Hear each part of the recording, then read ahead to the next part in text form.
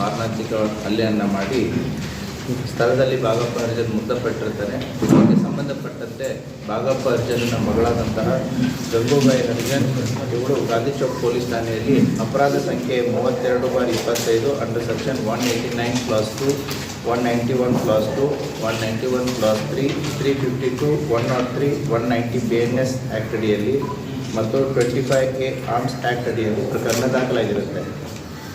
ಮೃತನಾದಂತಹ ಯಾರು ಭಾಗಪ್ಪ ಹರಿಜನ್ ಈಗಾಗಲೇ ಅವನು ಅಪರಾಧಿಕ ಹಿನ್ನೆಲೆಯನ್ನು ಉಳ್ಳವನಾಗಿದ್ದು ಆತನ ಮೇಲೆ 10ಕ್ಕೂ ಹೆಚ್ಚು ಪ್ರಕರಣಗಳು ದಾಖಲಾಗಿತ್ತು. ಅದರಲ್ಲಿ 6ಕ್ಕೂ ಹೆಚ್ಚು ಪ್ರಕರಣಗಳು ಆತನ ಮೇಲೆ ಮರ್ಡರ್ ಕೇಸ್ಗಳು ಕೂಡ ದಾಖಲಾಗಿತ್ತು.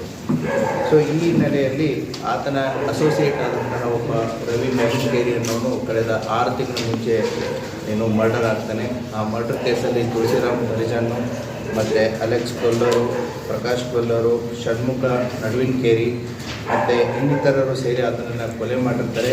ಈಗಾಗಲೇ ಆ ಎಲ್ಲ ಬಂದಿಲ್ಲ.